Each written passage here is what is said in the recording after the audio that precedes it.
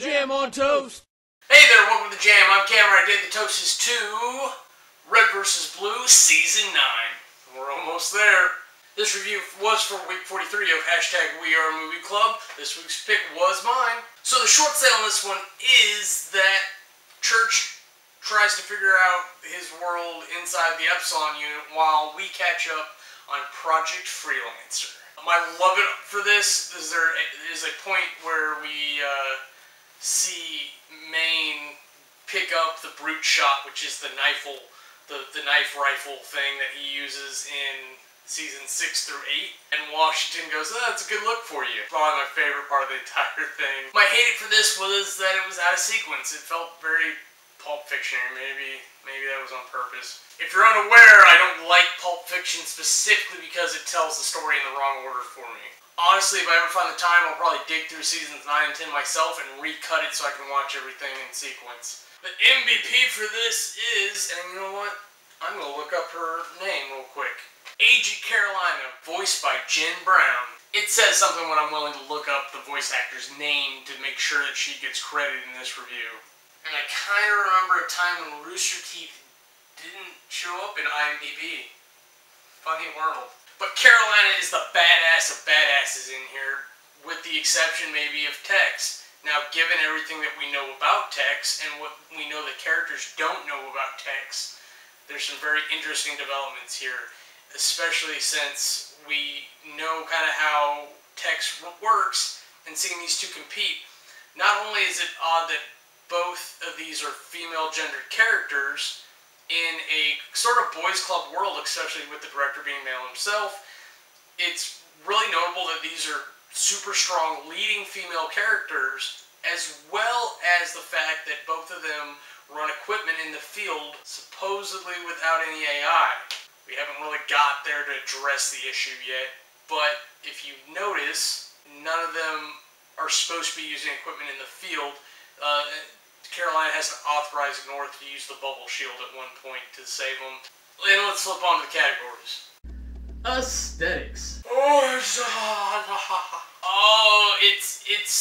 It's like I could say so many inappropriate things to compare how I feel about finally getting to this point.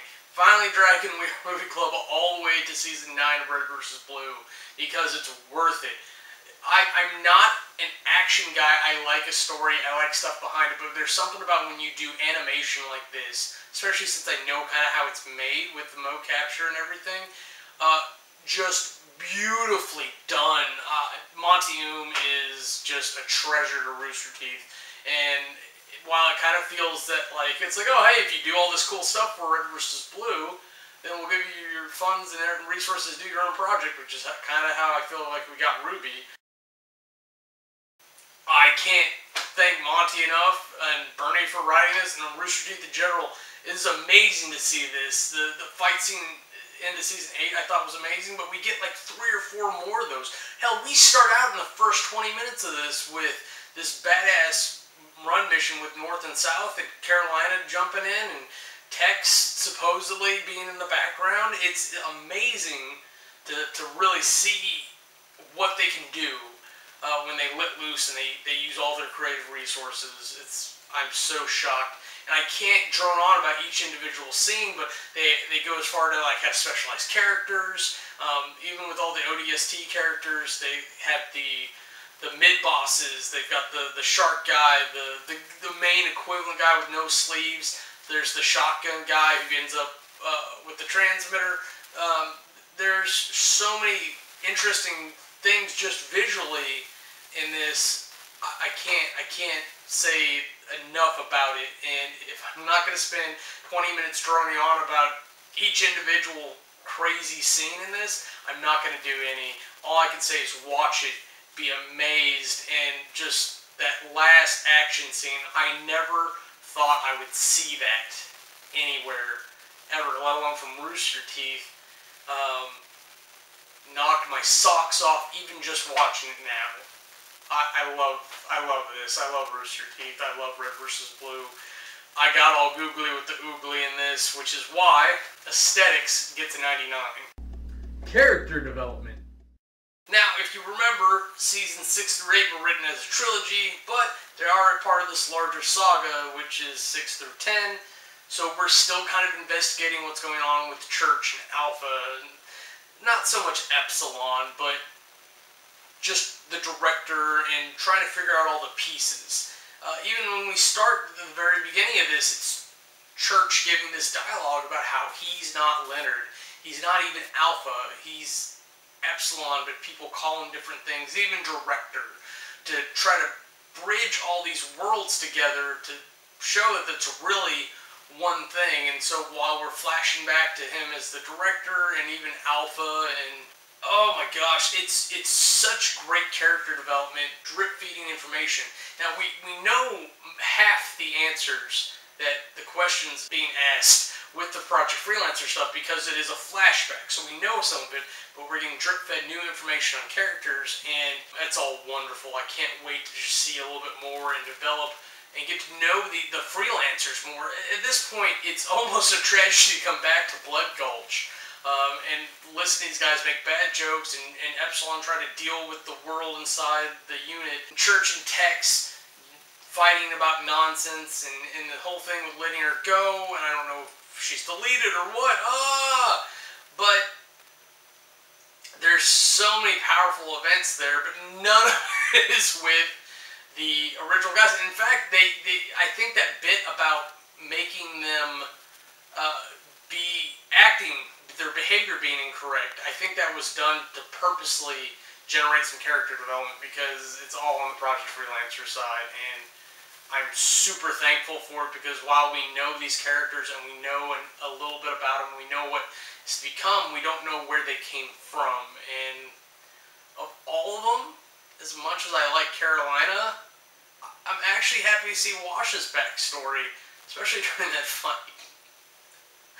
Oh, Wash is a funny guy. Character development gets 92. Storyline. Well, I think it's a great story, and I want to see more of what's happening. I love that we're starting over, not at the beginning, but kind of in the middle. We're flashing back to the middle and then working our way forward. Little bits at a time, mission by mission, where, how do I say it, good in that respect. What I don't like is chopping the story up, telling it out of order for no real reason. I almost feel like they should have done this in 2 different web series at the same time. Maybe done Project Freelancer as a separate series because the delivery was a little off. Storyline gets an 88. Compulsion. Dude, this is a good time. I don't care if you're broing out. I don't care if your boyfriend's trying to make you watch something stupid. Watch this with whoever is trying to get you to watch it. It is a good time. You're going to get a little bit of humor, clean or not, back in Blood Gulch. It's not the best parts of it, because even if it's super funny, then we go over to Project Freelancer and we get badass action on top of badass action. It's like a double-decker sandwich of fun. You just keep piling it up, and it's oh so good. Compulsion gets a 92. Now, if you add all that up, you get an average of 92.75. This honestly has action that I can watch forever and not get tired of, which is very rare for me to say. And while I do wish it was structured a little better, it's a good time for anyone to watch. Even if you just start at Season 9, which I never would recommend, you're going to enjoy this. You don't need to know all the backstory. For the more interesting characters, you're going to be developing the backstory from the start. So, again, while it could be its own thing, I kind of like how it's presented, and it's a good mix to keep everything interesting. Once again, this was a review for #WeAreMovieClub. This week's pick was mine. Next week, I believe Charlie has us doing Hansel and Gretel, the Witch Hunters. But we'll see. We'll see how it is. Anyways, that's it for me. I'm Camera. If you don't like me, fight me. If you want to see anything else we're up to, go ahead and click the annotations, and they'll take you to our other channels.